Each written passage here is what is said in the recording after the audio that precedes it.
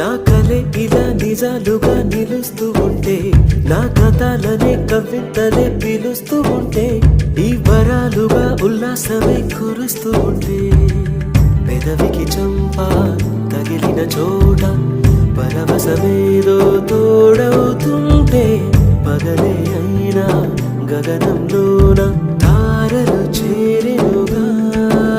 నిజంగా నేనేనా